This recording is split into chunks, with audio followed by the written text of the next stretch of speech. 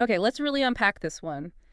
Think about, the last time you tried to get something organized. Hmm. Maybe sorting files on your computer or putting together a playlist, maybe even just making sense of a big, messy pile of data for work. Yeah, happens all the time. Well, in computing, sorting isn't just common, it's absolutely fundamental. It's like a core building block. Totally.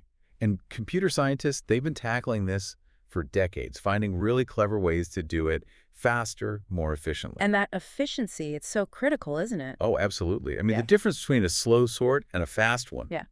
it could be seconds versus hours, or even days, really, with huge data sets. Wow. So choosing the right tool, the right algorithm, it's just paramount. Absolutely. And today we are taking a deep dive into one of the real classics, a true powerhouse in the sorting world, merge sort. Ah, merge sort. Good one. Yeah, and we've got some excellent source material here that really breaks down, how it works, its key features, and it even points out this fascinating situation where it has a unique edge. Right. And our goal today, it's more than just listing facts. We really want you to walk away from this with a solid, kind of lasting understanding of merge sort. Exactly. So not just the steps, but the why behind them. Huh. Understand its strengths, its weaknesses, where it fits in. It's about grasping a core concept you'll actually remember. Yes, building that foundation.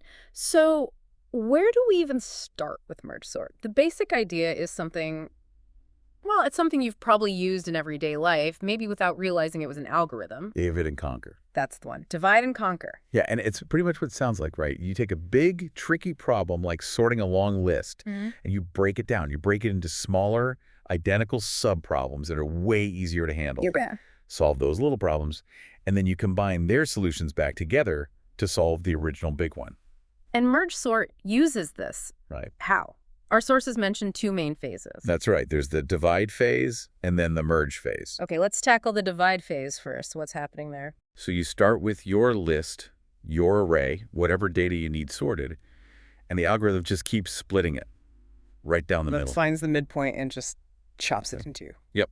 Conceptually, you say, okay, let's sort the left half and then let's sort the right half, but it doesn't stop there. Ah, it keeps going. It keeps going. It does the same thing to the left half, splits it, same to the right half, splits it. It's recursive. So it's like taking a deck of cards, cutting the piles again and again. Exactly. Right. Until you're left with a whole bunch of tiny piles, each with just one card. Or in our case, subarrays or lists with only a single element. And that's the key, right? The single element. That's the crucial part. That's the base case for the recursion. I mean, a list with just one item. Yeah. Well, it's already sorted by definition, isn't it? I can't get any more sorted than that. Right. You can't divide it any further. So the finding stops there. Mhm. If you look at illustrations like the figure 1111 concept from our source, it really shows that breakdown visually from the big list all the way down to individual pieces. Okay, so phase one. Divide, divide, divide until everything's in tiny, perfectly sorted lists of one. Mm-hmm. Now what? We've got a mess of single item lists. How does Okay. that help? Now comes phase two, the merge phase. This is where the real sorting magic happens, building things back up. The combine part of divide and conquer? Precisely. You start working your way back up from the smallest pieces. You take two adjacent, already sorted sublists. Like two of those single item lists to start. Exactly. Or later on, two sorted lists of, say, 4 items each, and you merge them together to form a single, larger list that is also sorted. Okay, but how does that merge actually work? Just sticking two sorted lists end to end doesn't make the whole thing sorted. No, definitely not. It's clever. Imagine you've got those two sorted piles of cards again. Okay. To merge them into one sorted pile, you look at the top card, the smallest card of the first pile, and the top card in the second pile. Right. Whichever one of those two is smaller, you take it, and that's the first card in your new merged pile. Okay, so compare the smallest available from each, pick the winner. Exactly. Then you look at the new top card of the pile you just took from, compare it to the top card of the other pile, take the smaller one again, add it to your new pile, And you just keep doing that. Compare, pick, add, compare, pick, add. until one of the piles runs out. Then you just take all the remaining cards from the other pile and stick them on the end of your new pile. Because they were already sorted, right? Oh, right. They must be larger than everything you've already picked. Exactly. So you start by merging pairs of those length 1 lists into sorted length 2 lists. Then you merge pairs of those sorted length 2 lists into sorted length 4 lists, And so on. Doubling the size each time. doubling the size at each step until you finally merge the two largest sorted halves back into one single, fully sorted list. That bottom-up view in figure 1111 really helps picture this merging process. Got it. Divide all the way down, then merge these pairs of sorted lists all the way back up, and the sorting happens during that merge step. That's where the comparisons and ordering happen, yes. Now, our source material makes this interesting connection, sort of helps visualize the recursion involved. It mentioned uh, binary trees. Yeah, it draws a parallel to a post-order traversal of a binary tree. Post-order, left, right, root. Exactly. If you think about the division process, creating a kind of conceptual tree root, is the whole list, children are the halves, the algorithm processes the left child, sorts the left sublist, then the right child sorts the right sublist, and then it processes the root node, which is doing the merge operation for that level. Ah, okay. So the merge only happens after the two halves below it are already sorted and returned. Precisely. Left, right, merge, or root. It's just a helpful mental model for the flow of the recursive calls. Cool. Okay, so we've got the how. Divide recursively, merge back up cleverly. But, the so what? Why is merge sort considered so important? Let's talk performance characteristics. Right. So one of the biggest things is time complexity. How fast is it, especially as the list gets bigger? Merge sort is famous for being O(n) log n. O(n) log n. We hear that a lot with efficient algorithms.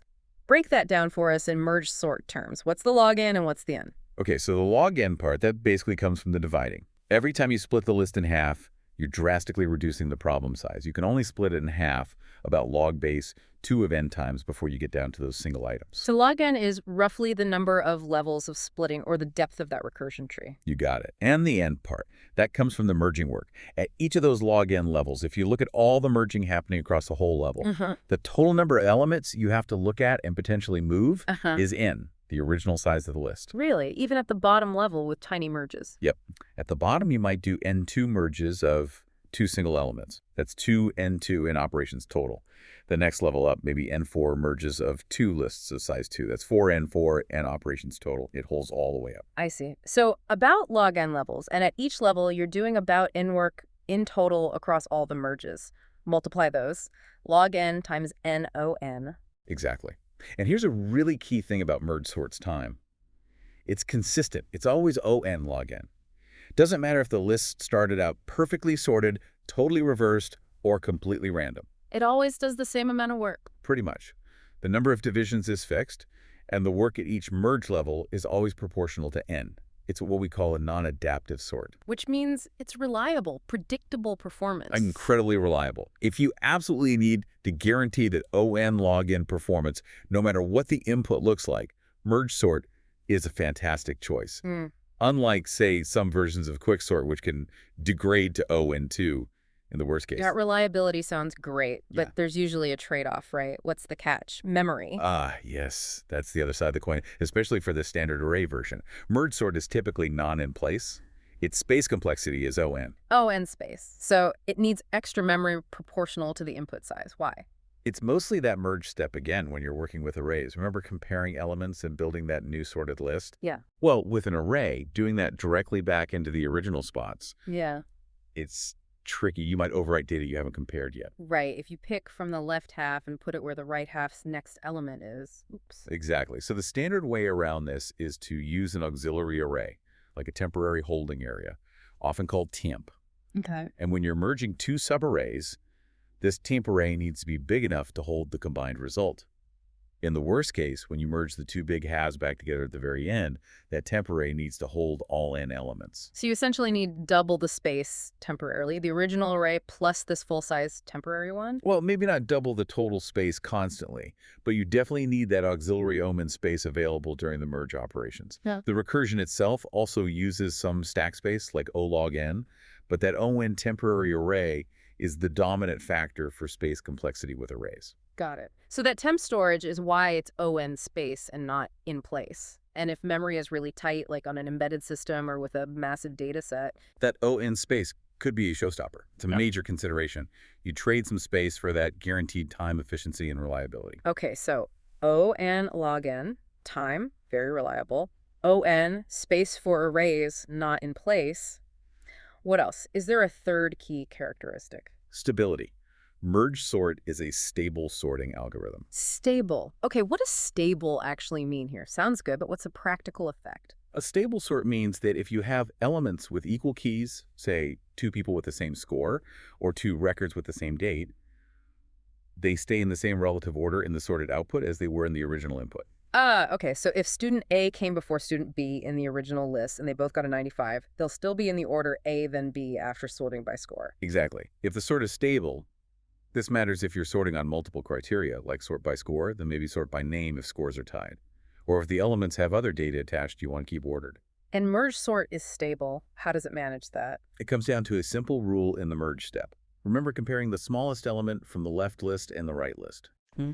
When the algorithm finds two elements that are equal, the standard implementation says, always take the element from the left subarray first. Oh. Since the left subarray contains elements that came earlier in the original sequence before the split, taking from the left first preserves that original relative order for equal items. That's elegant. Such a small detail in the merge gives the whole algorithm that property. It is, and it can be really valuable. Okay, so summary so far.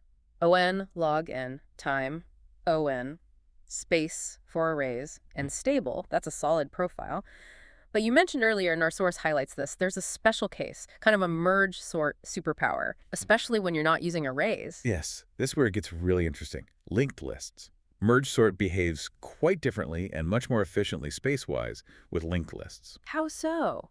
The array version needs on extra space. How does a linked list change that? It could potentially get down to O1 extra space. O1, constant space, independent of the list size. How is that possible? From on to O1 is huge. It comes down to the fundamental difference between arrays and linked lists. Arrays store data contiguously. Moving things means copying data. Linked lists, well, they're just nodes pointing to other nodes. Yeah, each element just holds its data and a pointer or reference to the next one. They don't have to be physically next to each other in memory. Exactly. And that means inserting or deleting or crucially reordering doesn't involve copying the data itself. You just change the pointers. You rewire the connections. I think I see where this is going, the merge step. Precisely.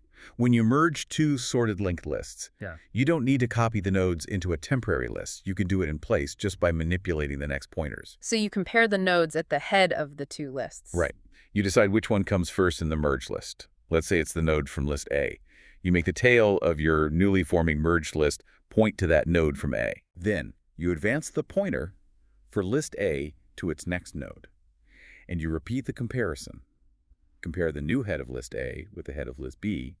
Pick the smaller one, link it to the tail, update the pointer for the list you took from.